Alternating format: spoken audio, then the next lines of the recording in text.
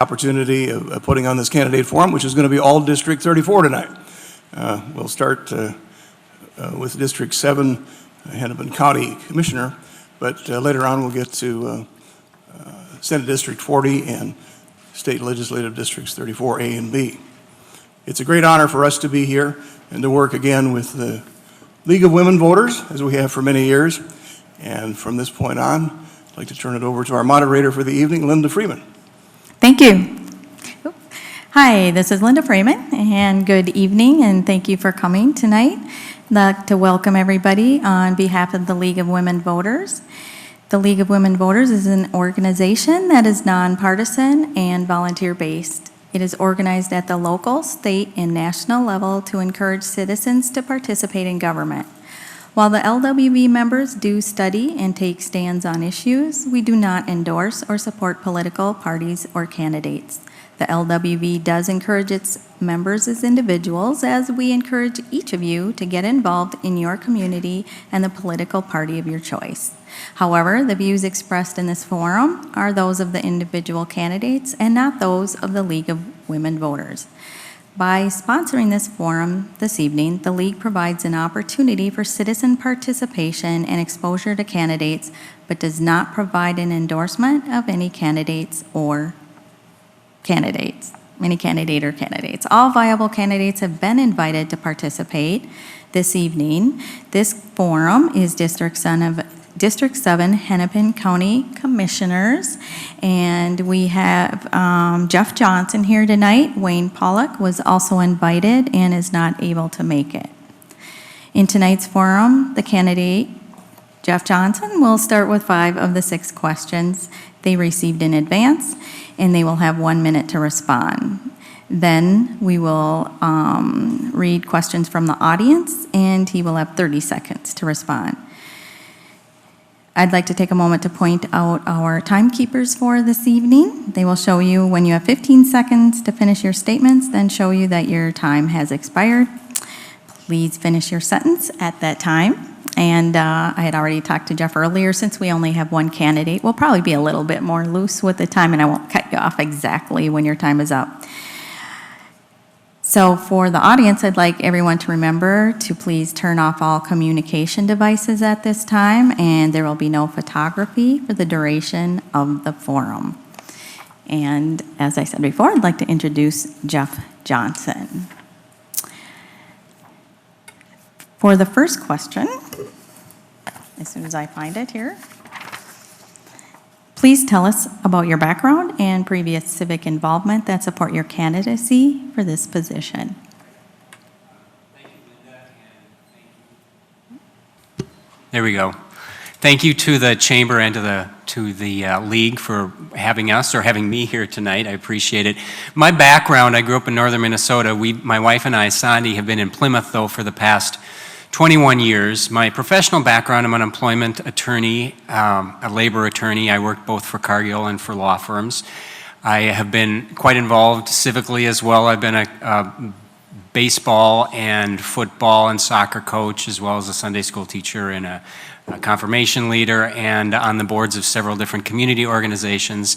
And then also politically, I served in the House for 6 years representing Plymouth and points west of there, and now for the last 7.5 years representing northwestern Hennepin County on the Hennepin County Board. So I think if you combine the civic involvement along with my private sector experience and the experience that I've had both at the state and the local level, I think it makes me a very well-rounded person to represent my constituents, maybe more well-rounded than what we sometimes see in government. Thank you. What do you see as the county's essential services? In your opinion, what are the county's top priorities? I would say that our top priorities really should match our essential services, and I believe they do. And I'll preface it by saying that the county does a lot of really important things, but I think three things rise to the top and should be priorities for us in no particular order. One of them is public safety. I think there's no more fundamental job of government than to protect people. Another is transportation. Most of the larger arterial roads in Hennepin County that aren't state or federal highways are county roads, and it's important that we make sure that they are safe and in good repair and adequate to allow people to get around. And then thirdly, probably what we do more than anything else at the county is to help people who are the most vulnerable in our society. In particular, those who are physically or developmentally disabled, the mental ill, the elderly in some cases, and children. So those would be the three top priorities I would suggest we should have as a county. Thank you. Minnesota's transportation infrastructure is in dire need of funding for repairs and new roads. How would you propose funding road and bridge repairs and new road construction projects over the next 10 years? So this would be a different question if I were in the state legislature, because there's quite a debate about how we should fund them. At the county level, however, all of our funding comes from the property tax. All of our road funding comes from the property tax unless the state or federal government gives us money for it. So there's no big debate about how to fund it. Some of it we borrow, and some of it we pay as we go, and I think that's appropriate to do some of each. But in the end, it's all funded by property tax. What I would say about road funding in Hennepin County is I do sometimes have a frustration as to where we focus that road funding. There has been a great focus the past 20 years before I got there and since I've been there on Minneapolis and the inner ring suburbs, even though much of the growth, if not most of the growth, is outside of that area, and it's something that I hammer on constantly and will continue doing. The other thing I'd say is this is one area where I don't believe we spend enough money in the county, and there aren't many areas that I would say that about, but roads is one of them. I think we tend to divert some of our transportation money from roads to other less efficient forms of transportation. Thank you. What strategies do you advocate for the county to support job growth? This might be a little bit of a sidelight to the question, but one thing the county is doing right now that I think is really positive is we are trying to provide skills to people that are in the county system, whether it's the social service system or whether they have been in the justice system and have been released from jail. Provide them the skills to match what employers are looking for right now and can't find in the job sector. That is not job creation or job growth, but I think it's an important aspect of it. From the standpoint of job growth, at the county level in particular, I think the easiest answer is we should get out of the way as much as we can. And really there are two areas where we can get in the way. One is over-regulation and one is over-taxation. I think we do a pretty good job at the county of not over-regulating because there aren't a lot of areas that we regulate, but we need to be constantly vigilant. I think we do a less good job when it comes to taxes. I do think we overtax, whether it's businesses or individuals, from a property tax standpoint. And I think when you do that, the obvious outcome is either fewer jobs or higher prices or lower wages or more likely a combination of the three. And that's an area where I think we could improve at the county. Okay, and do you support the light rail projects being proposed, i.e. Botno and Southwest? Why or why not? I don't. In fact, I've been a fairly vocal opponent of both of those projects. And the answer for me is very concrete and very simple. It's cost versus benefit. The costs are extremely high and the benefits are extremely low. And it's not, I'm not one who says that trains are bad and we should never have them. But if the cost-benefit analysis doesn't work and there are other ways to get people around through mass transit that are much cheaper and more effective, I'd prefer that. I will tell you, if we look at Southwest, for example, the cost is close to $2 billion. And that cost per mile is somewhere between 20 and 50 times what it would cost for a lane mile, a highway lane mile. And then there's the ongoing cost of the subsidy, which is about 70% of every ticket and will be $20 to $30 million a year forever. That's the cost, which is extreme, but the benefit is almost non-existent from a transportation standpoint. There may be other arguments, but the estimate is that Southwest will take 2 to 3% of the traffic off the road. No one will even notice that. And when you're going to spend that much money on an ongoing basis, I would want to see a pretty significant result coming from that with respect to congestion. Congestion relief is how I would measure a transportation project, and the cost benefit, there's just no comparison here. Okay, and now we're going to switch to the audience questions, which normally if we had more candidates would be a 30-second answer, but if you run over, that'll be okay. The first audience question, Weaver Lake Road by Medtronic is county-managed road and has had congestion and safety issues for the past few years due to traffic signals being set poorly. What can a county commissioner do to address this or any specific county road issue? A lot, especially if it comes to poor timing of lights. And that should be something we could fairly easily fix. And that is an issue that I haven't heard about. It doesn't mean staff hasn't heard about it. But whoever asked the question, that's something that I certainly can get on, because there's no reason we should have poorly timed lights. That's something that is easy to solve. On the bigger question of what can a county commissioner do about particular road projects, we rely heavily on staff to make determinations about which roads are in need of repair or expansion or anything like that. Excuse me. So that it takes the politics out of it, because everybody wants their roads to get the repair before the others.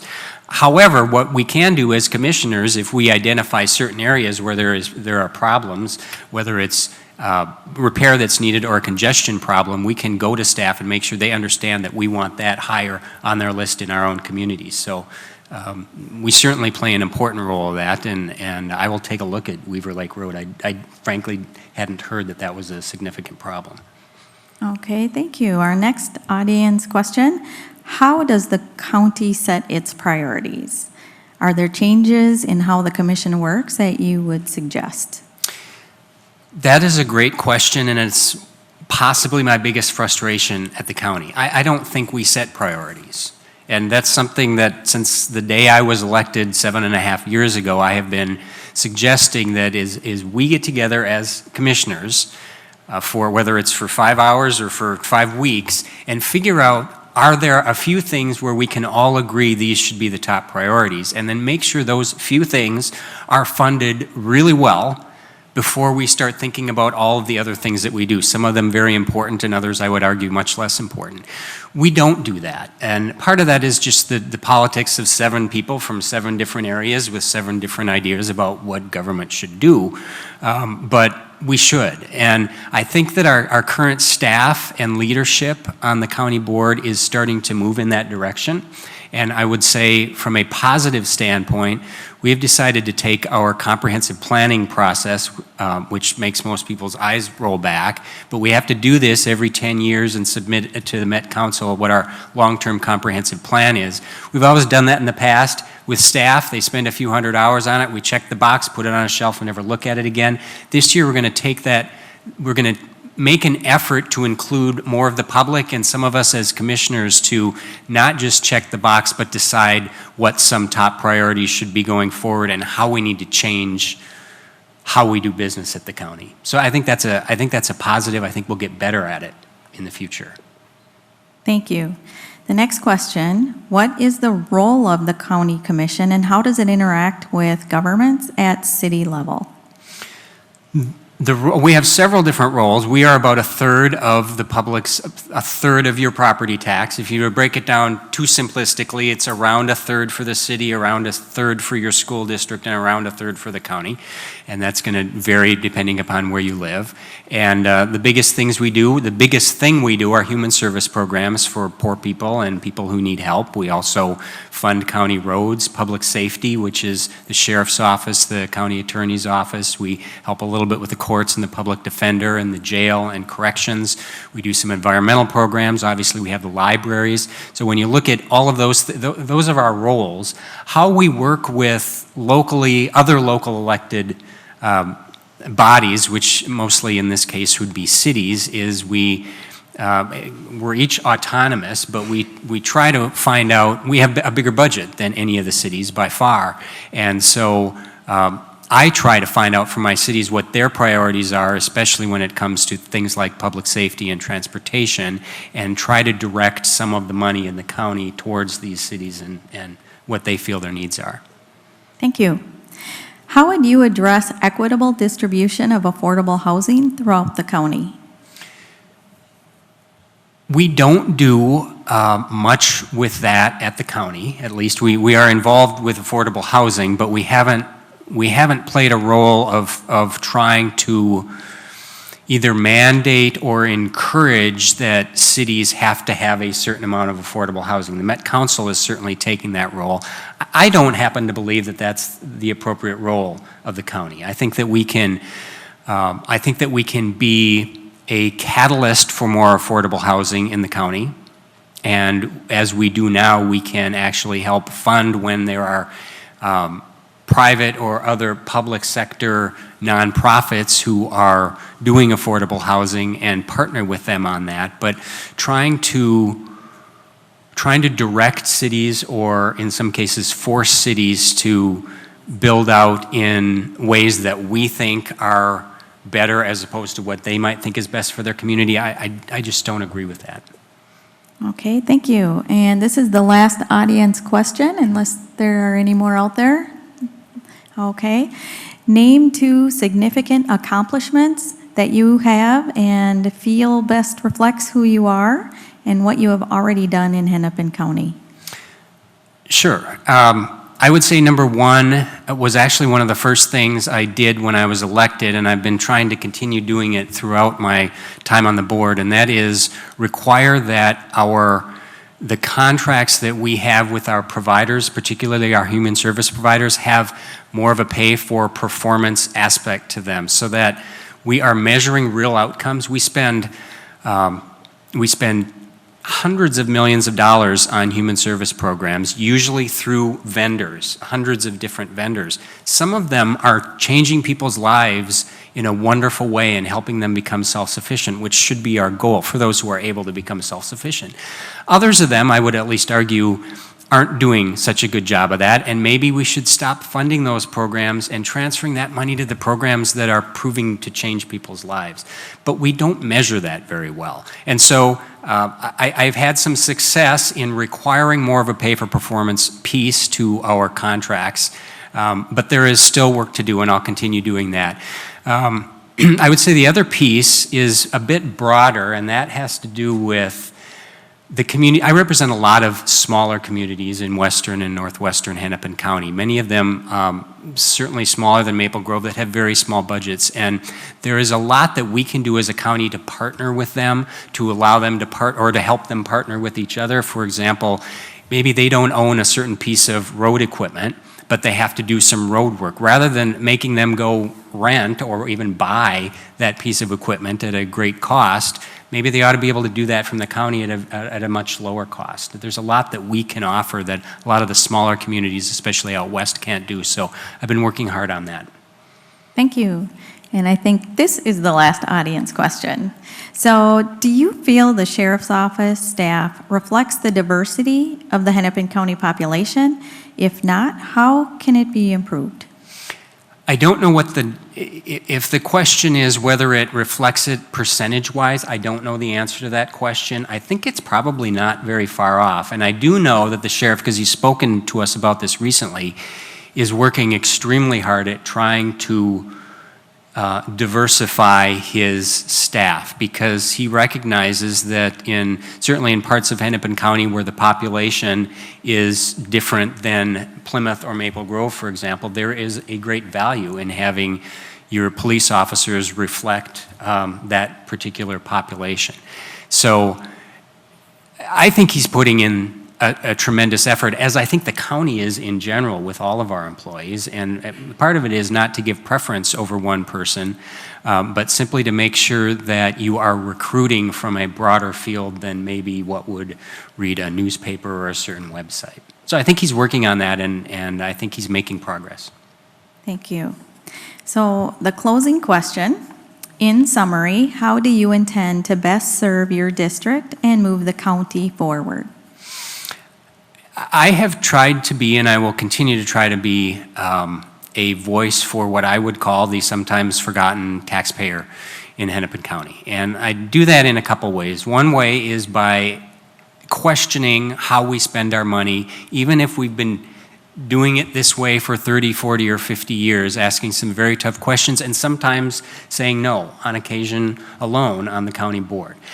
I think that's an important role to play. However, I think the more important role to play is to be a constant advocate to change the way we do things, to measure what we do and make it more effective. If you look at the demographic changes that are coming to Hennepin County, with the aging population and the sorts of populations that are moving into the county, we are going to see in the next couple decades a pretty significant change. And if we don't change the way we are doing things and how we're providing services, we won't be able to sustain what we're doing. And so I think it's important that you have somebody who's constantly advocating to change how we provide human services, how we try to reintegrate people into society after they exit jail, and how we provide job services to people. So I will continue to be a voice for the taxpayer, to ask those questions and be an advocate for change.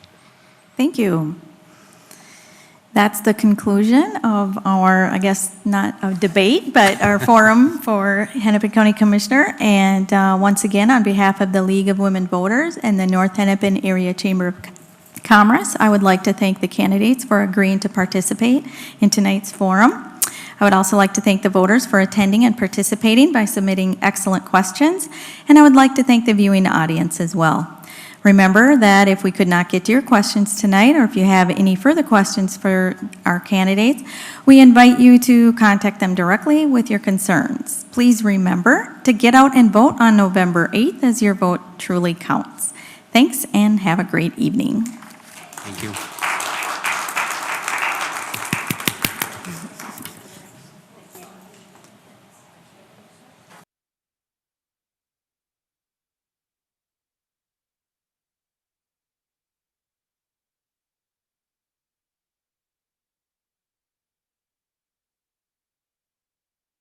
Westland. Minnesota's transportation infrastructure is in dire need of funding for repairs and new roads. How would you propose funding roads and bridge repairs and new road construction projects over the next 10 years? Thank you. Well, as you know, this is a pressing issue because once again this year we did not get a transportation funding bill done. And unfortunately, there are ways to address the issues. We have to look at everything and have everything on the table. Now, the Democrats had put on some gas tax money, and they also put a proposal on the table that did not include gas tax money. In the end, we can't meet the $600 million deficit every single year by simply relying on efficiencies and borrowing. We may have to raise the gas tax by 5 cents, or we may have to look at other transportation-related items that might be subject to additional taxes. That's just the reality. And those taxes are specifically targeted towards people who actually use the roads and bridges. Now, we have to be willing to put everything on the table and come up with a funding scheme and strategy that will make sure that we deal with the deficit that we're facing. Our roads and bridges are going to require at least $6 billion in the next 10 years. Thank you. Thank you. And next, Mr. Limmer. Recent discussions about how do we fund transportation usually centers around the increase in gas tax. And I will tell you right now that if we continue our heavy reliance on gas tax, I believe that's an obsolete way of funding our roads and bridges. Vehicles that get great gas mileage now, the owners don't pay as much as others. And the electric and hybrid cars pay even less. But they continue to wear down our roads and bridges. So that type of formula just doesn't work. And so it's inadequate for our current needs. I believe we do have to apply a little bit more of our basic budget to transportation. I believe we need to rely heavily on bonding. That's basically taking loans out. We can start construction right away and take advantage of low interest rates. And I also believe that tax monies from auto services and products can be applied toward roads and bridges rather than just gas tax. Thank you. Mr. Smith.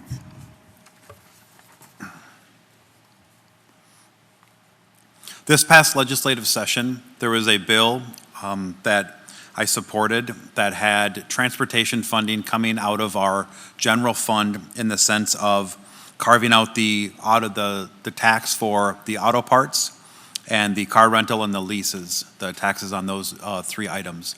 That would have generated $6 billion of revenue over the next 10 years, which would almost get us all the way there.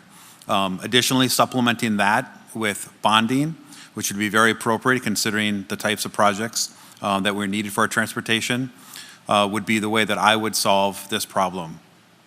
Transportation funding needs to be modified. The current revenue is not keeping up with what is required. It's in our Constitution that it's one of our core missions as our state, and our budget and our actions need to reflect that. Thank you. Thank you. And next, Ms. Bonner. I don't know if anyone out there has reviewed the proposals that are floating around, but deciphering them, quite frankly, can be a little bit daunting. So here's what we know. The experts predict that we need $600 million per year over the next 10 years in order to maintain and invest in our growing communities. The Republican plans so far only get us halfway to the goal, and that's just not going to cut it. There is, however, a bipartisan agreement to use $200 million from the budget surplus from the general fund. Now, how do we bridge a $400 million gap? I do favor user-based revenues, such as tab fees, that do not rely on the general fund, which covers essential services like police, fire, and education. Based on recent history, we also need to preserve some of the general fund surplus for a rainy day. This protects our future in the event of economic downturn and to ensure that all essential services are fully funded. I'm open to working together across the aisle to explore additional solutions to bridge that gap. Thank you. And next, Ms. Pepin. Thank you. Well, I was honored to work with Representative Smith and Senator Limmer to put forward a very comprehensive $6 billion plan for the next 10 years. The plan included, as Representative Smith mentioned, it included car rental tax, it included the lease tax, it included auto repair tax, and these make sense. And if you talk to people, you talk to your neighbor and say, gee, how do you think that if I pay for a tax on auto repair, if I rent a car, where should those dollars go? And most people would say, and I've talked to lots of them, most people would say they should go towards transportation. Representative Smith was right. We don't put enough fund. The Constitution requires us to spend on transportation, but yet we spend less than 1% of our general fund spending on transportation, and so we need to rectify that. But our plan that we went forward with, Ms. Bonner was incorrect. It did go almost the entire way towards when you add it to the bonding proposal, and we did put $700 million towards bonding this year alone. It went towards solving the transportation problem, the road and bridge problem, and it didn't include any gas tax. So we were very proud of our plan and we'll continue to work on that. Thank you. Mr. Craig? I would advocate for pretty much doing some bonding, interest rates at an all-time low. That's a great way to kind of get this going. User fees on tabs would be a great way to also help bridge that gap. A gas tax would be a responsible way to also help cover that cost, especially when you're thinking about carbon emissions and the environment. Thank you. Thank you, and we'll move to our third question. Do you support the light rail projects being proposed, Bottineau, Southwest? Why or why not? And we'll start with Joyce Pepin. Thank you. You know, the light rail projects are always really interesting, and there was a lot of talk this past session about the Southwest Light Rail. And when you consider the cost of that project, $2 billion for 14 and a half miles of lanes, you could repave the entire state with that. So I think that as a legislator, I always look at return on investment. I always look at what the taxpayers are spending and that we need to make sure that we're using the absolute best, we're spending the money the absolute best and most effective way possible. And the Southwest Light Rail project in particular has not met that need. It just simply does not give you the return on investment when you consider the ridership and you consider the amount it costs per mile. It just isn't there. So while I'm not completely opposed to looking at projects, when you consider that 98% of the people drive, we really need to put the vast majority of our funding into road and bridges. And if it can't meet the needs that we have for getting people to and from where they need to be, then it's probably not a project we should support. Thank you. Mr. Craig? Yeah, with the light rails, I definitely do support them. The federal government said they would give us half of the money to pay for them. If you look at Hennepin County, we're one of the areas where they say 50% of the population of the United States lives in and across 10 other areas. So maybe it's something that may not be used heavily right now, but it will be there for, the rest of Minnesota's, span here for 100 years. So if we need to start looking like the other large cities out there by having light rail available to all our citizens, in addition to, buses and improving in roads. So I definitely support both rails. I think Minnesota can do it and we can handle it. And we're growing very fast. Thanks. And Ms. Westland? Thank you. I agree with the business community, and the business community was fully committed and fully supported the light rail transit. And I'll tell you why. We're looking at roughly 900,000 people added to our population in the next 24 years. And we're looking at probably an increase of about 500,000 jobs. We cannot build our way out of this problem. We simply can't do it. And the fact of the matter is that there was a transportation bill that was put on the table that would have funded all of the projects in greater Minnesota, that would not have required any state funds for Southwest Light Rail, but would have given Hennepin County the ability to do some additional taxing. And our generation probably, we're pretty wedded to our cars, but when you look at my son's generation, my grandchildren's generation, they are looking at mass transit and are far more likely to use it. But we have to start thinking about what's going to happen 40 years from now, not just what's going to happen a year from now. Thank you. And Mr. Limmer? Thank you. I'm not really excited about light rail, and I'll tell you why. I've also looked at the population increases of 900,000 people and projections coming, but that's 900,000 people worth of social costs, education costs, all sorts of costs, health, human welfare costs coming at us at the very same time. And when you look at the cost of light rail, it is very expensive for the dollar versus the service that you get. The cost of a light rail line is in excess of $1 billion just to build the infrastructure, and we're subsidizing each line at 12 to 15, sometimes as high as $18 million a year. We have 2 lines now. There's a plan to do 4. It's very expensive. In addition, the Bottineau line, that route has been changed. It no longer goes from Minneapolis up through Rogers and maybe up to Monticello. It goes to Brooklyn Park, and it's been turned by the DFL straight up to the Target corporate headquarters. And it does not have a significant regional importance anymore for taking traffic off 94. Mr. Smith? I think each train project, each light rail project needs to be looked at individually. I did not support the Southwest Rail line. It turns out it's $131 million per mile, 131, compared to about $1 million per freeway mile. For that amount of money, we could make 26 loops on the freeway from Maple Grove to Eden Prairie to the airport to White Bear Lake, where I grew up, and also back to Maple Grove, 26. We need to look at the return on investment. Not only is there the initial cost, which is egregious, but also it's the $30 million annual subsidy in perpetuity for that train. Then there's the maintenance on top of it. It simply just doesn't provide the type of return on investment for our community that we need. Thank you. And Ms. Bonner? I tend to be a realist and rely on common sense, and I think that light rail certainly can be a part of our larger strategy for the future.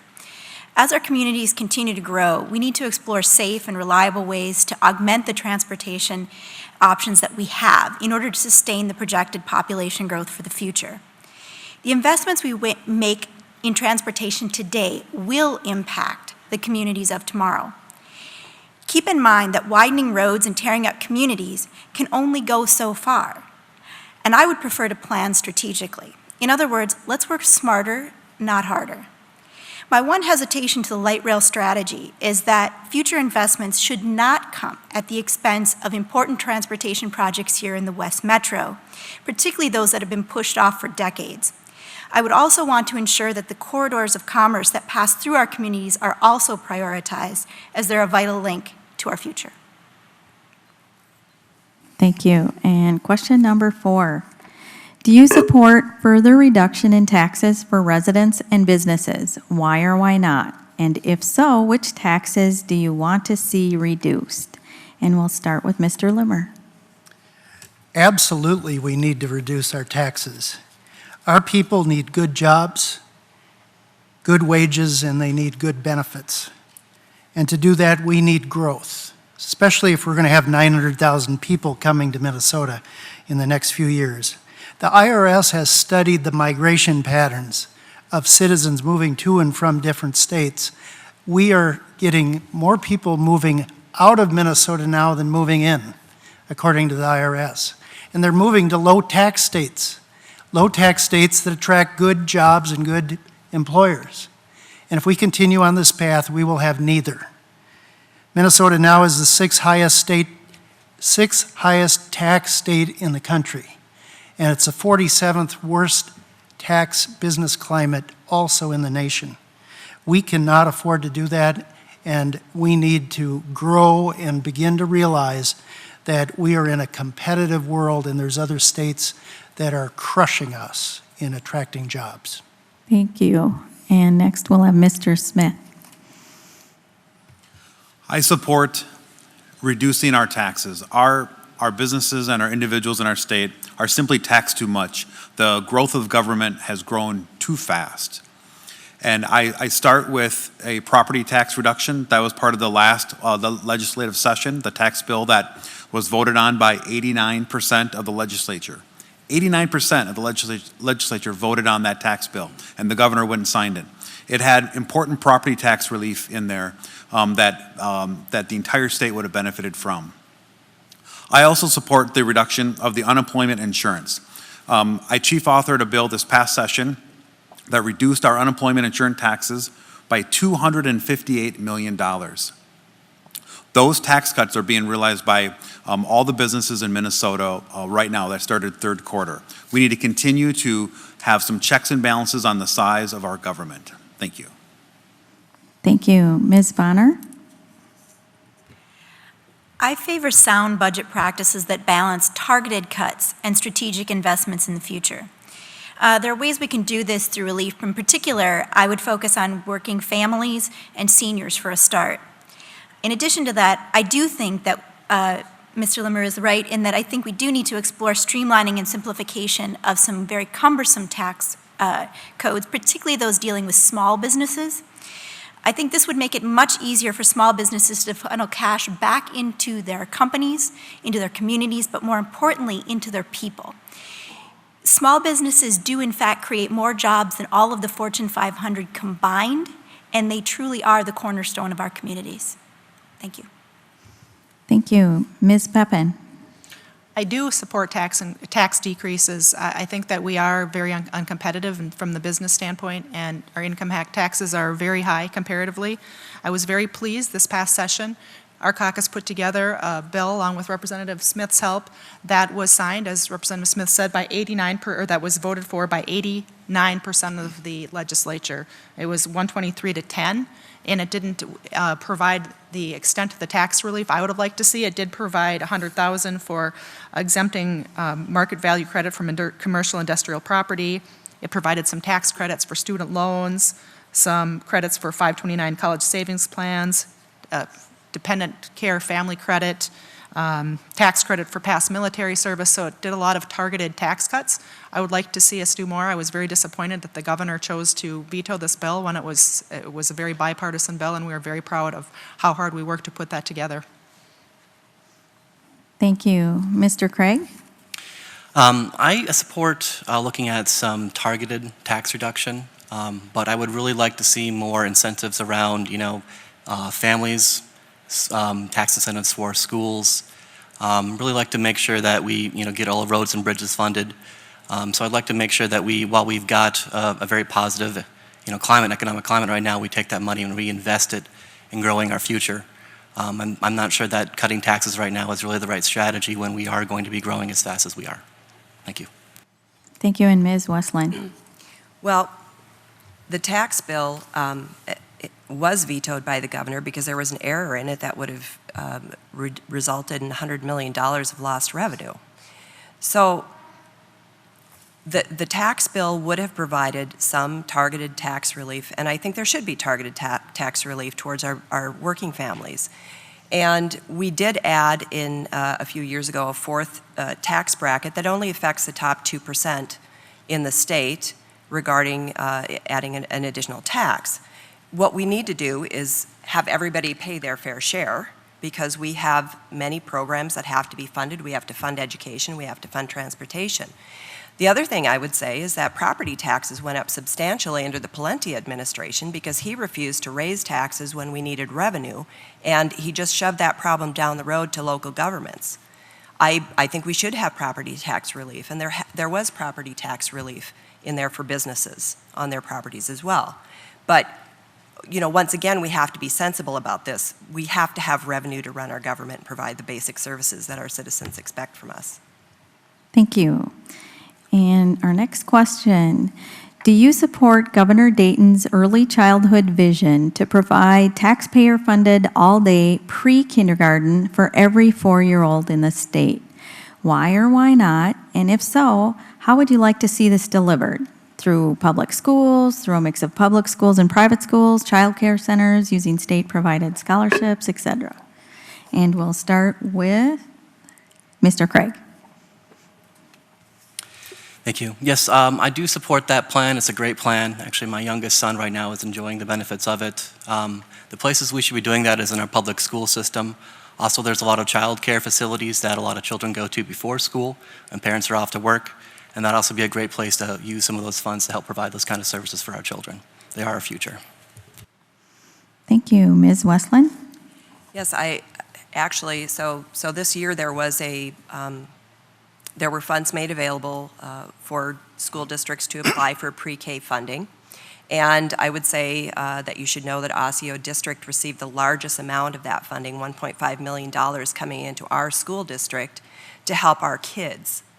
And one of the things we know about really dealing with the opportunity and the achievement gap faced by kids in our schools is that when they get an early childhood education, they get that early intervention, that has lifelong positive benefits for them. It prepares them for school. And unfortunately, the voluntary pre-K program is not necessarily something that the current legislators from this district have supported. And it seems to me that one of the primary functions of our government is to provide a world-class education for our kids, and we got to start early because that's where that achievement gap begins. Thank you. Mr. Limmer? Thank you. 4-year-old pre-kindergarten can be effective in some communities, especially communities that have been on test scores not showing the average even at the very beginning of the public school education life. And I think that in some communities it's very important to have. We've had that type of a program before in Head Start programs since the 1970s, and they have proven to be effective. However, not every school district has the room to put in 4-year-old kindergarten, or not kindergarten, pre-K education. They sometimes don't always have the funds to do it in order to pay for the teachers involved. And the measurable effects have shown that by 3rd grade, many of these kids, almost all of the kids, are up to the same level by 3rd grade, whether they have it or not. And so we do have to ask the question, is it effective use of our money, or is it not when by 3rd grade they're all at the same level? Thank you. Mr. Smith? I don't support the mandatory program, and the simple reason is it's one solution doesn't fit all. In certain cases, it's a great program. I proudly voted for the scholarship program in this past legislative session. For families of economic need, it's great to get that scholarship, and they can go out to the marketplace, and we've got great companies that provide this service. So if some families need it, they can apply for the scholarship and they can receive that. That's really important. Some families choose not to do that, and some families can afford to pay for it on themselves, and then they should do that. There are significant space issues, and adding a 14th grade across the state is just not feasible for all of our schools right now, particularly when many school districts are still absorbing the all-day kindergarten, which was just implemented a couple of years ago. Thank you. Thank you. Ms. Bonner? I'm a strong supporter of early childhood education, and I think it just makes good sense to give our kids a head start on a brighter future. And I believe that this investment comes at a time when it's shown that young minds are open, they're alert, and they have a tremendous capacity to learn, particularly through play and games. It's estimated that every dollar we spend on early childhood education, we can recoup $16 down the road. And that's money that could be funneled into important programs like technology, science, and technical training to get those good jobs of the future. And I would lean towards more public sponsorship or daycare opportunities for the bulk of the funding for these programs, and particularly focus on programs that address the whole needs of the child. And that would include provisions for parents to get the tools that they need to play an active role in their child's continued success. Thank you. Thank you. Ms. Peppin? I don't support the governor's plan to mandate four-year-old pre-K for a few reasons. I've spoken a lot with experts on the issue, including Art Rolneck, who's I think a nationwide expert on the issue, that shows that really the way to get to these kids is and the best way to use the money is by doing targeted scholarships. And there are a lot of different models that work out there, and I think putting in just in the public school system creates all sorts of issues, including the unfunded mandate that it creates. A lot of schools throughout the state do not have the space, so they would have to scramble and ask the taxpayers to spend yet more dollars on sending kids to a regular school. And frankly, I think for many families, sending your 4-year-old to a regular public school is a little bit young, and I think families should have lots of opportunities to explore which works best for their particular child and for each different child that they have. So I don't support the mandates that the governor has pushing so strongly. I am proud of the $125 million that we did put towards early learning scholarships that are targeted to mostly low-income families that really need the dollars. Thank you. And now we'll be switching to audience questions. So just a reminder, that'll be a 30-second time limit on your responses. The first question, we'll start with Ms. Bonner. In the era of divided government, how do you expect to get things done for your community? Well, I think one of the first best ways to start doing that, to be perfectly honest, is really to start looking at how do we work together, not pointing fingers, not placing blame, but actually talking to one another and finding solutions to our common goals. At the end of the day, we need to remember that it's about what the voters need and want. Thank you. Ms. Peppin?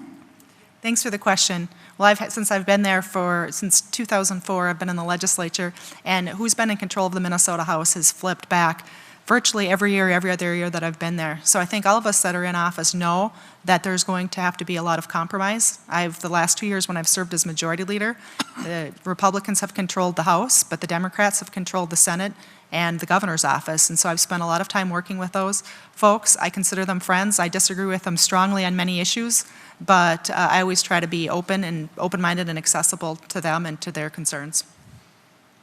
Thank you. And Mr. Craig?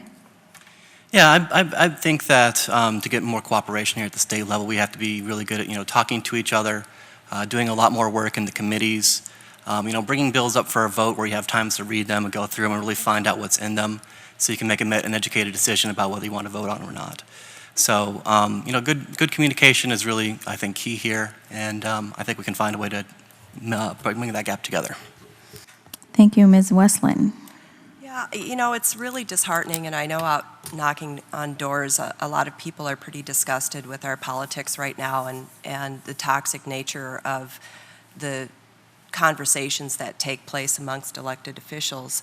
And, I spend my day literally helping people who are experiencing the worst thing in their life come to a resolution. I've had a lot of training in alternative dispute resolution. I have a lot of experience in helping people learn to cooperate with one another, to communicate with one another, and to focus on achieving goals rather than positions. And I do think that I have a skill set that would be beneficial to a more productive legislature. Thank you. Mr. Limmer. Thank you. When you consider 201 legislators in the legislature, we bring a lot of personalities from home. And I think the best way to handle this is to continue to build relationships, working relationships with one another, and come to a fast decision on basically the 90% of the work that we do is almost always in full agreement. And there are times when there are controversial issues, and there are times when it's not timely to bring it up because it interrupts our communication with others. Thank you. And Mr. Smith. By working in a collaborative approach. This past legislative session, I listened intently, and I worked to find common ground with people within my own party and also representing the other party. That resulted in 19 bills being passed into law and signed by the governor, a record for the first-term legislator. And you need to do that in a collaborative manner by listening and working together. And more of that is, can be needed in St. Paul. There's sometimes there are contentious bills, but really, working in a collaborative manner is best. Thank you. Our next audience question, we'll start with you again, Mr. Smith. Please share your thoughts on local government aid. Thank you. Local government aid is critical for some communities. The key with it is that it's used in the right way and it's not used in an inappropriate way. So I support local government aid. Osseo receives some of that aid, and it's a critical part of their budget. And I think it's really good. Osseo has done something where they haven't used those funds for any critical needs. They've shifted their budget where they're using it for special projects. And that's really sound fiscal policy because in times we don't know how much local government aid there'll be in the future. But I do support local government aid. Thank you. Thank you. Ms. Bonner.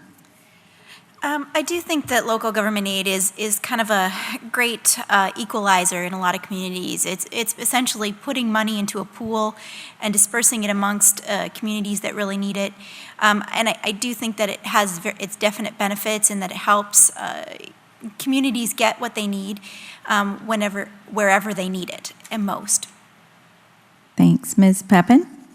The formula that they use for local government aid is very outdated, so you have a lot of cities that received a good portion of their budget using LGA, maybe up to 50-60%, and some that don't get any to help with their budget. Now, some of it's needed because if you live in a smaller community and you don't have a good tax base, you're going to need a little bit more help. I think there does need to be reform so it's fair, and I also don't think that any LGA that's used should go towards niceties. I think it should go towards fire, water, sewer, things that are core community services and not extras like, for example, Minneapolis using the Nicollet Mall redevelopment, using our tax dollars on that. That shouldn't ever go towards things like that. Mr. Craig. Yeah, I agree that local government aid is a good thing. I think that also using it towards, core city services is what it should be used for. I'd be willing to work with, legislators to find out if there's any amendments or changes we need to make to that policy. Thank you. Ms. Westland? Yeah, I mean, there was a significant reduction in the past, particularly during the recession in local government aid, and I would agree that there are some cities that need it more than others. My understanding is I don't believe Maple Grove, for instance, has gotten any LGA funding for years. And then we have other communities that need that funding. So, I support providing that to local governments and that those funds would be used in their communities as they see fit. Thank you. Mr. Limmer? Local government aid has been used by smaller, less wealthy communities. It's a little bit of a share the wealth plan. And the money is used for, we hope, core services. But a few years ago, the city of Virginia, a very small city, had a full-time fire department.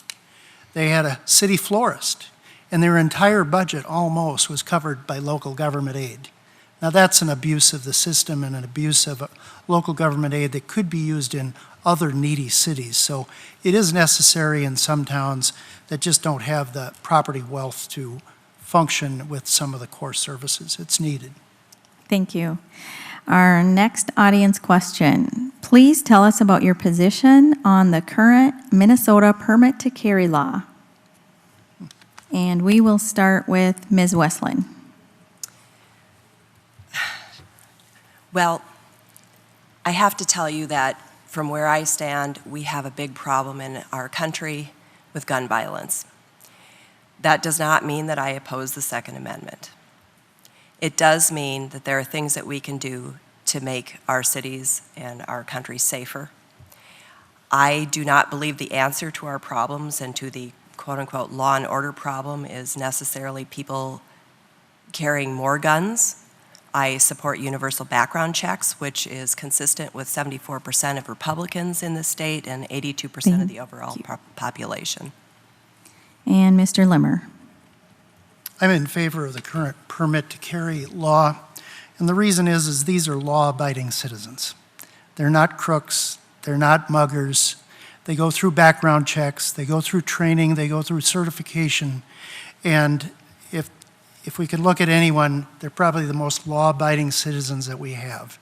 Matter of fact, the facts would bear that out with criminal records as well. If a person feels threatened, they should have a means to protect themselves, and they have a right to do that to protect themselves and their family. Thank you. Mr. Smith. I'm in favor of the current law.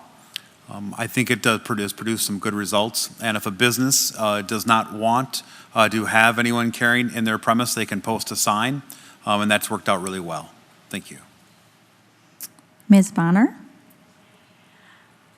I'm not a big fan of permit to carry, not particularly because I think that gun owners are bad people or that I don't disagree about the background checks or any of that.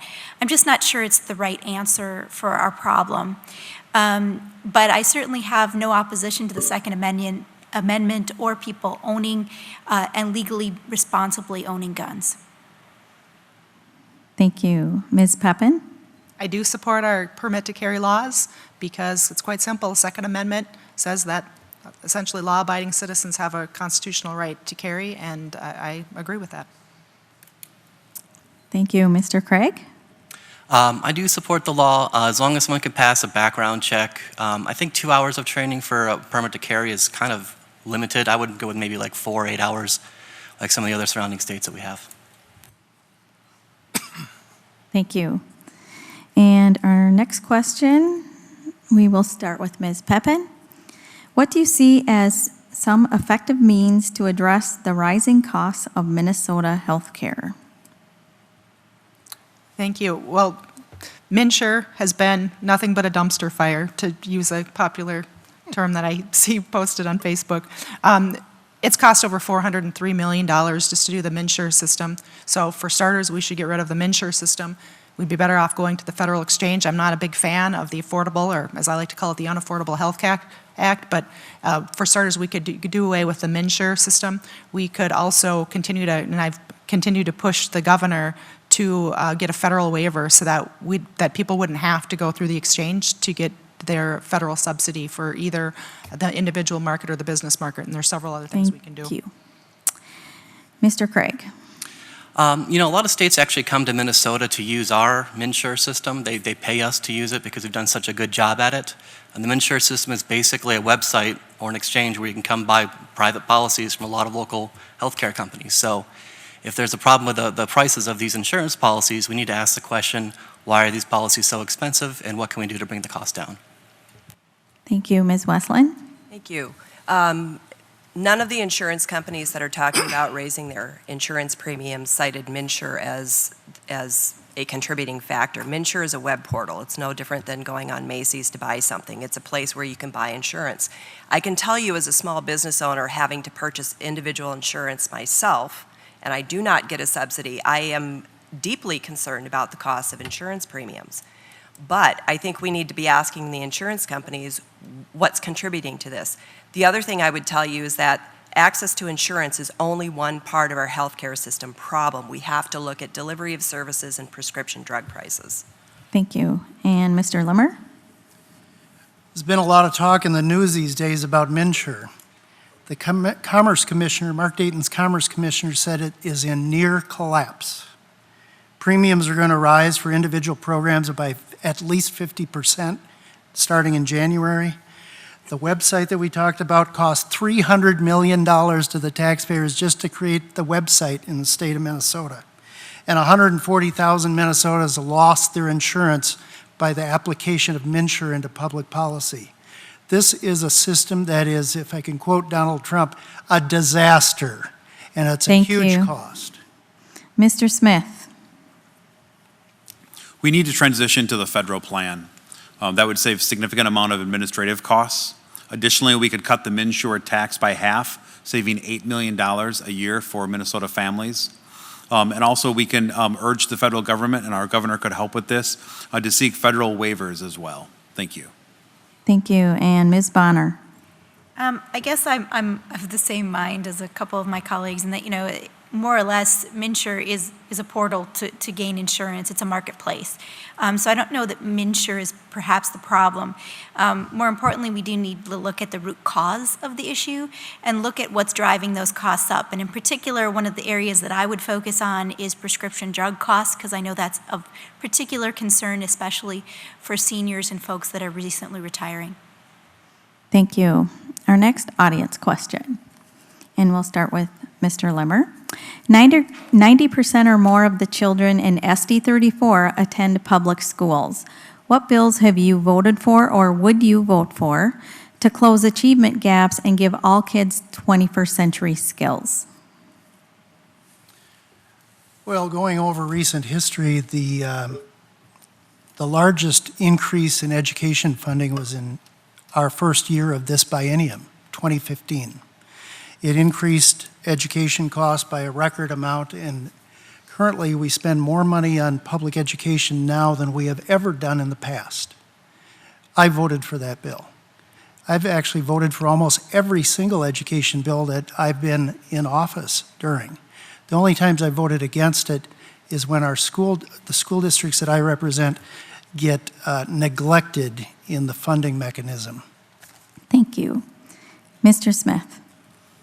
We need to give our school districts more local control, and the best thing the state legislature can do for that is by giving them the funds on the formula, which I proudly voted for this last legislative session, and let each school district use those funds in the way that they think is best for their unique needs for their community. Thank you. Thank you. Ms. Bonner? I agree. You know, I met recently with Superintendent McGuire for District 279, and one of the top things that we discussed during our conversation was, I said, what's the number one thing that would be on your wish list? And she said, more money on the formula to use as we see fit. And I do believe that that is the right course, and I'd like to encourage that as well. Thank you. Ms. Pepin?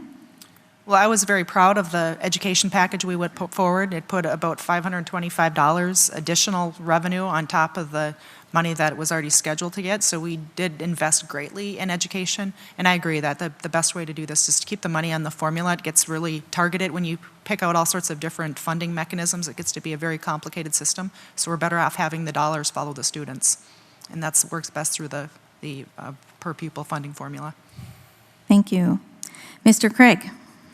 I went to college at Minnesota State University of Mankato, and the things we did down there was put technology in the classroom. Everyone had a computer, everyone was learning, they had the teachers tracking everything the students did, and I think it would be great if that kind of information get home to the parents. Also getting some one-on-one time with every student, especially those that are falling behind, would really find a way to kind of close that gap and bring our students back up to the level they need to be. Thanks. Thank you. Ms. Westland? Yes, I'm not sure that actually the education funding has had the support from our legislators that it should have. I will say that in order for us to have world-class schools, we have to make that investment. But it needs to be smart. We need to make sure that our kids have access to the best teachers. We need to make sure that they're doing more than teaching to the test. We need to make sure that we are not destroying the natural creativity of our students when they walk into the school door. And we have to invest in this. And the fact is that previously we have stripped funds away from education to balance the budget, and we can't keep doing that. Thank you. Our next audience question. What do you consider the top 3 investment opportunities to improve life and opportunity in your Senate district? And we'll start with Mr. Craig. I think working on a better transportation system would be really helpful. I think that empowering the schools to get kids through and getting the kind of education they need is also extremely helpful. And I just think that bringing together the community at community centers is also a great way to do that. Thank you. Ms. Westland?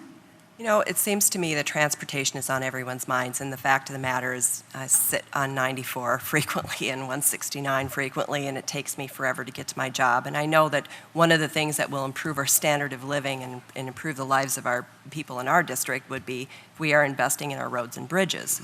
We also have to make sure that we're making the proper investment in our schools, and we also need to make sure that we are helping our working families.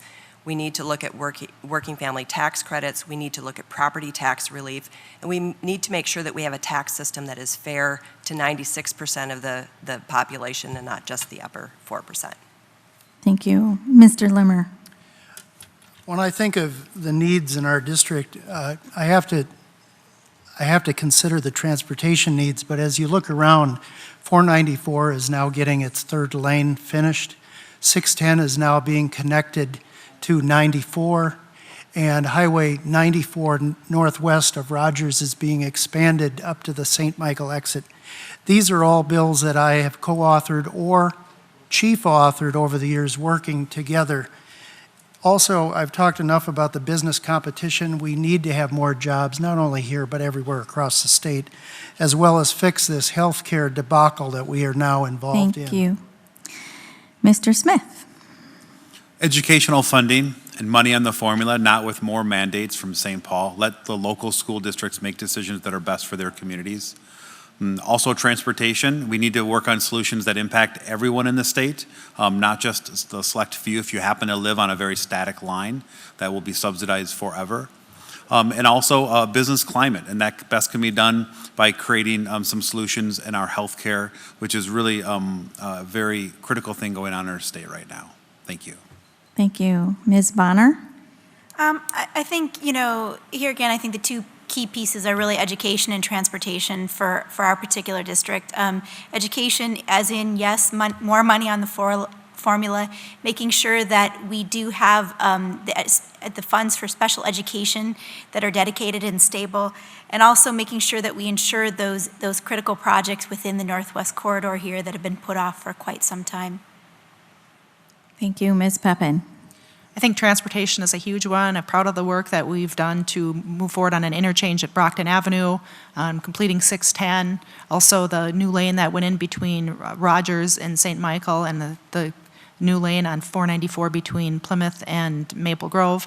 Also, we need to continue to work on education, and we need to find a way to fix this disastrous MNsure system that's just been a complete debacle in the state, and we'll continue to work on that.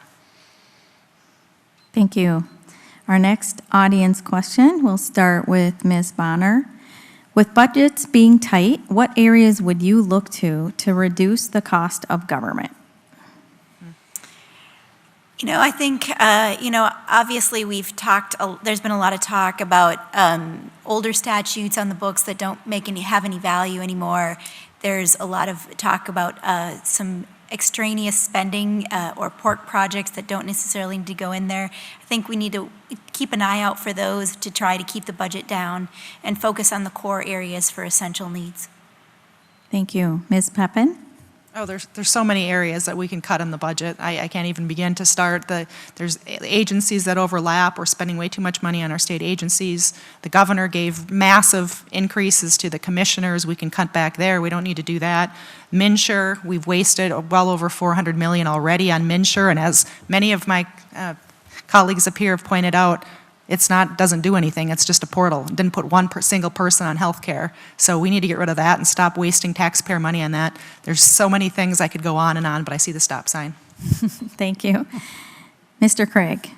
I would say a good idea would be funding efficiencies through technology. I think a lot of these government agencies can kind of share maybe some of the databases or some of the work they can do.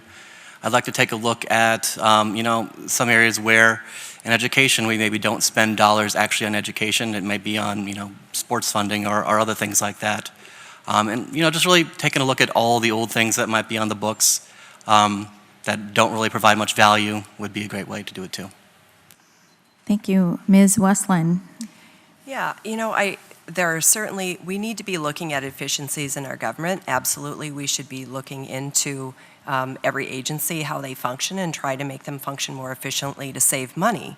But I think there's also the reality that we have over 5 million people in this state.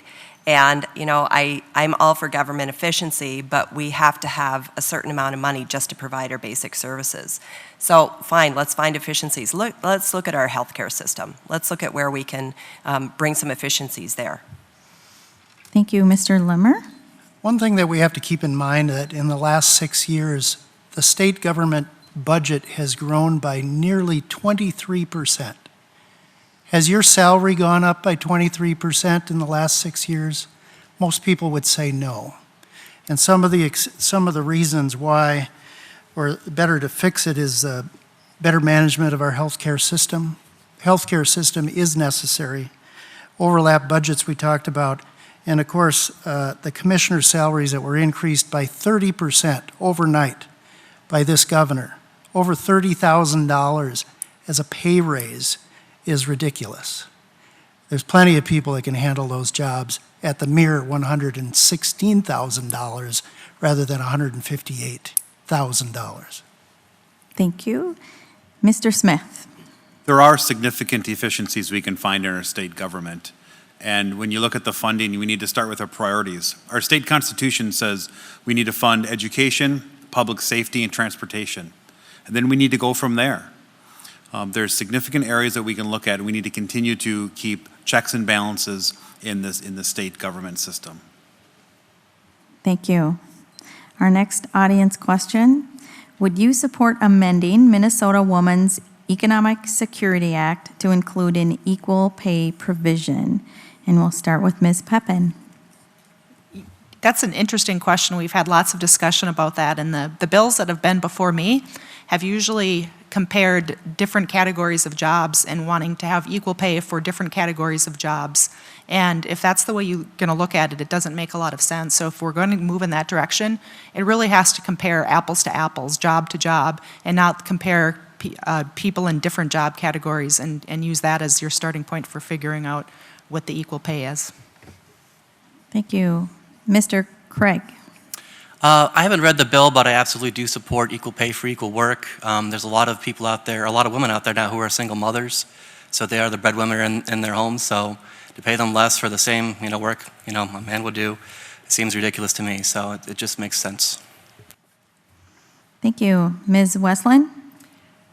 Yes, it's a little disappointing that in the year 2016, we're still having conversations about not only pay equity for women, but other women's issues that face us. And absolutely, if a woman is doing the same job as a man, she should be paid equally. And unfortunately, there are instances where that still does not happen across the board. Thank you. Mr. Limmer. Thank you. I share Representative Pepin's difficulty with getting a definition on the WISA bill. As long as the jobs are equally compared, exactly equally, there should be equal pay. But oftentimes, the way the bill is presented, it sometimes doesn't do that. In a related issue, I did vote for the Equal Rights Amendment, and that should be, I hope it would be sufficient to accomplish the very same goal. Thank you. Mr. Smith. There are some definitional issues, some definitional concerns and issues that have been highlighted in this discussion. And we need to be very cognizant of that when we're looking at these in this particular type of bill and how the classifications are. So the marketplace can play a big role in this, but in this type of legislation, we really need to make sure that it is an apple-to-apple comparison, or you're really making the problem worse. Thank you. Thank you. And Ms. Bonner.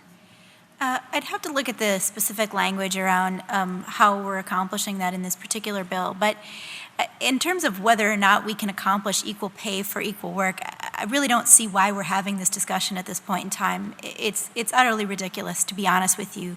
It's very easy to figure out within a particular job or type of classification whether or not people are being paid equitably.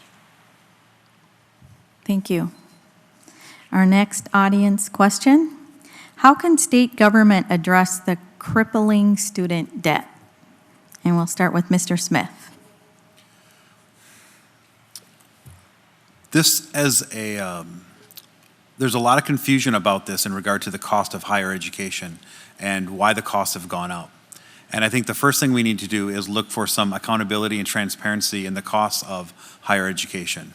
The University of Minnesota and the other fine institutions we have, they're constantly asking for increased funding.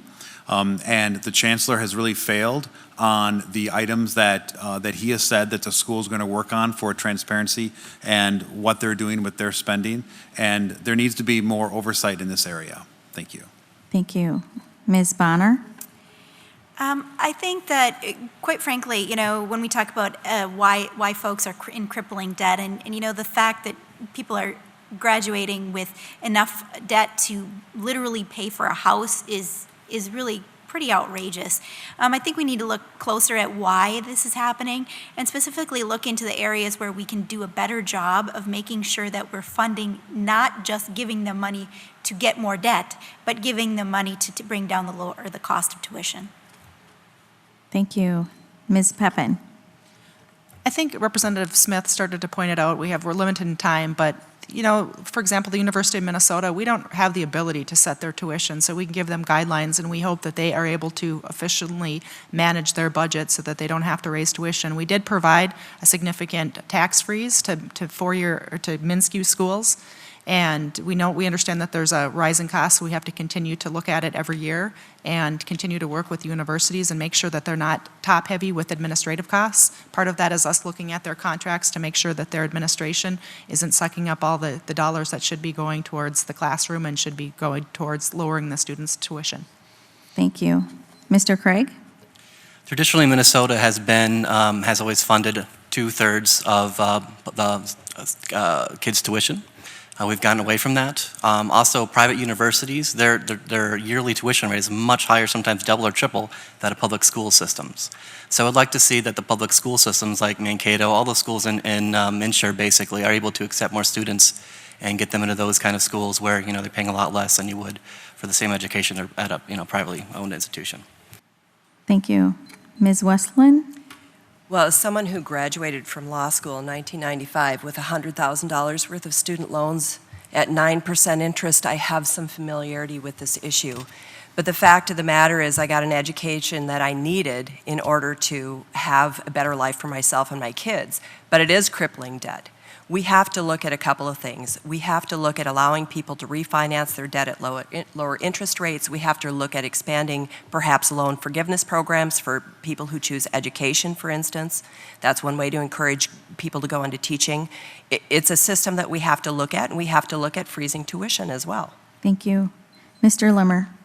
Having 3 children in higher education right now, I can feel everyone's pain. I would hope that we could work more on tax deductions like we did this last year, tax credits on existing debt. The opportunity to refinance, as Bonnie has brought up, is very important to do. There seems to be no real competition in the system to bring costs down.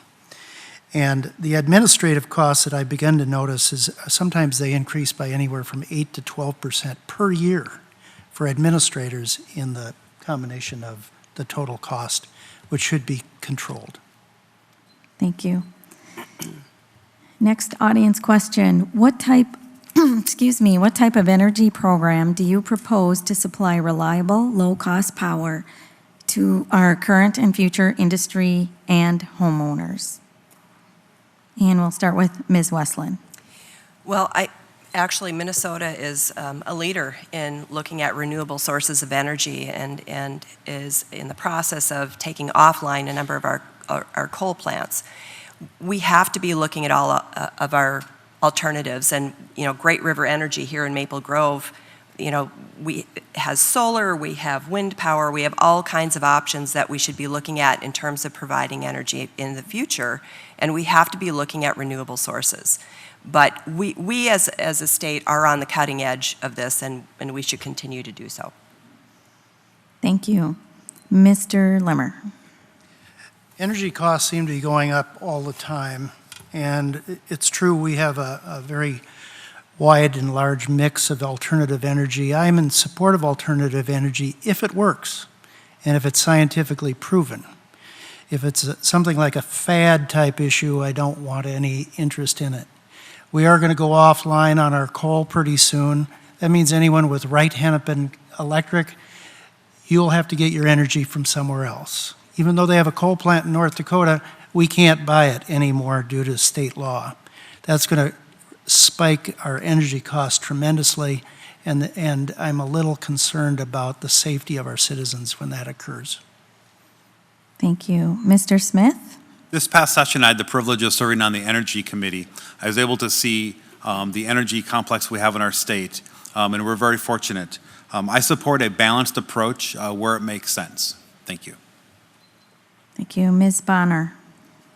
I think we do need to focus on renewable sources of energy, just being realistic with our resources and our environment for the future.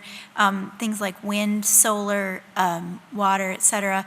I think they're all practical ways to go about it. I do agree that in our area we tend to lead in that area, but I would also like to see us look at opportunities to maybe reinvent or bring ingenuity to the communities where we do have coal communities, so that we can reinvest in their jobs in their community. Thank you. Ms. Pepin? Thank you. I'm not sure that many Minnesotans understand that we actually have a ban on building additional coal power plants and a ban on building additional nuclear power plants, two of our traditional baseload sources of power. That's problematic. We need to keep all of our options open.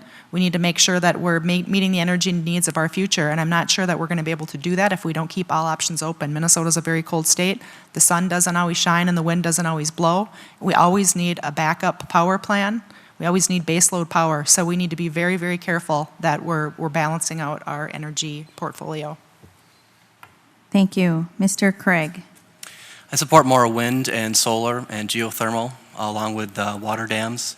I don't really like the idea of building more coal plants when it seems like the world is going the opposite direction. It might be an interesting idea to look at upgrading our nuclear power plant if there's a way to make that more efficient. But otherwise, I think that going more green is definitely the way we need to go. Thank you. And we're down to our last audience question that we have time for, actually. Do you believe that unelected government bodies such as the Met Council should have the ability to tax? And we'll start with Ms. Pepin. Thank you so much. Absolutely not. They're talking about the Met Council. The Met Council runs about $1 billion budget. They're unelected, and they tax at will whatever they want to tax. I think that there's a need for some type of planning authority. I think the Met Council has gone way above and beyond in pushing cities around, telling cities what to do, and in leveraging tax authority when they have not been elected. And I would love to see that change. Thank you. Mr. Craig? I would like to see the Met Council be more representative. There's always that saying, no taxation without representation. So I'd like to find a way to kind of get that more, have the views of the citizens and the people that pay those taxes would like. Thank you. Ms. Westland? The Met Council has their authority delegated to them, I believe, by the legislature, but they have certainly provided a number of services throughout the 7-county metro area that it's important that we have some structure that's working cooperatively to make sure that we address our transportation issues, address our growth issues, address business development issues, and so on. Do they need to be does there need to be some revision perhaps to some of their authority? I don't know. I think that they have provided a good function for the 7-county metro area. Thank you. Mr. Limmer? Well, not only should they not have a taxing authority, I don't think they should be in existence much. I think the Met Council has outlived its usefulness, and now it's going in all new directions, and they are not an elected body. They are appointed by the governor, and when a new governor comes in, you get a whole new batch of them. They don't even have staggered terms. And so I think the original mission of the Met Council was to direct sewer lines and plan growth. But beyond that, I think they've gone way above and beyond their mission, and they should simply be stopped. Mr. Smith. The Met Council should not be allowed to tax. They need to be representing, and they need to be voted on either through, they should be voted in their position, or they should not have the ability to submit taxes. They really have expanded their scope, and they frustrate not only the communities that we're in, but also the other communities throughout the metropolitan area. And some reform is very, very badly needed there. Thank you. Ms. Bonner. I think the Met Council has served a valuable purpose in helping consolidate things across different communities. But, I do think that, I'd want to look further into what gives them that authority and why they're doing the taxing. I do think that I have a bit of a hesitation in them taxing, to be quite honest with you. Thank you. And now we will go to the closing question. And this time we'll start in reverse order of how we started at the very beginning. In summary, how do you intend to best serve your district and move the state forward? Mr. Limmer. And this is the 1-minute response time. Could you ask the question again? No problem, sure. In summary, how do you intend to best serve your district and move the state forward? I think that the state is in need of a major course correction. Recent public policies that are very expensive to the taxpayers are going in the wrong direction. We've talked about the MNsure program and the high costs that will hit premium payers on individual plans of upwards of 50%. The cost of a website of $300 million is ridiculous. The cost of the economic and job picture in this state, we need more jobs, and we need to attract more technical jobs that are high-paying, good-paying jobs that have a future and have a full package of benefits. And we're not doing that. We're losing our citizens. There's more moving out than moving in. That doesn't attract a businessman when it comes to putting up a big investment in our state. This course correction is going to be needed, and I hope that if we do have split government again, that we can work in a more cooperative way, that we can see the big picture issues and work together for them, and let the controversial issues maybe take a rest for a few years until we get our ship righted in the right way. Thank you. Ms. Westland. Thank you. Thank you all for being here tonight and for being so attentive and asking such good questions this evening and giving us the opportunity to share our ideas with you. I hope that by the end of the evening you've learned a little bit more about each of us, but obviously answering questions in 1 minute and 30 second sound bites is very difficult. I will tell you that if we want to make a comparison between our state and our neighbors to the east, there is a stark difference. CNBC rated Minnesota #1 in ranking states for businesses. They ranked Wisconsin as number 15. Gallup in 2015 did a job creation index that ranked Minnesota #1, and they ranked Wisconsin number 8. Forbes ranked, which is not necessarily liberal friendly, Forbes ranked our state number 13 in best states to do business and ranked Wisconsin number 31. You have the Republicans who've been in charge in Wisconsin for years. They have reduced taxes to the point that they cannot provide functions for their citizens. I don't believe that we are on a wrong path. I think our state is strong, and we need to continue to work to provide vital services to all of our citizens. And we need to stop dividing ourselves into us and them. Thank you. Mr. Craig. Yeah, I'll operate with a positive tone, I'll listen well, I'll remain accessible, and work in the public interest. I'll initiate support and common sense legislation that deals with their best interests and improves their quality of life. I'll represent you with integrity, common sense, leadership, and accountability, and I look forward to responding to all your questions tonight and in the coming days. You can find me at my website at davecraigformnhouse.com. Please contact me, reach out to me, give me your ideas. I want to work with everyone and make this a great place to live for our kids and their kids. Thank you. Thank you. Ms. Peppin. Well, thank you again for hosting the forum tonight. I'm Joyce Peppin. I've had the honor and privilege of serving you in the Minnesota House. I will continue to be a taxpayer watchdog, making sure the dollars are well spent. I'll continue to work on lowering cost of education, on those transportation projects that are so near and dear to our heart in the communities of Maple Grove, Rogers, and Dayton. And I'll always work to try to be accountable and accessible to you. And to that end, I encourage you to contact me with any questions that you may have. Check out my website, call my office, and with that, I humbly ask for your vote on November 8th. Thank you. Ms. Bonner. Thank you again to the League of Women Voters. Once again, my mission is simple. It's to do good things for my friends and neighbors. It's time that I think we had leadership that focus on core principles that Minnesotans hold dear, things like good education, clean air and water, safe roads and bridges, and robust local businesses. I've spent my career coaching and empowering people to work together to reach a common goal. We seem to have lost sight of that goal in the legislature at times, to govern to the best interest of our communities. I will lead by focusing on the issues, listening to our communities, and remaining laser-focused on working together in the legislature to reach our common goals. You deserve a representative that will work for you. My name is Kristen Bonner, and I would be honored to have your vote on November 8th. Thank you. Mr. Smith. I will continue to represent this district by listening to the constituents and finding common sense solutions for the problems that impact the entire state. I'm honored by the opportunity to go back to our state and work on our shared principles.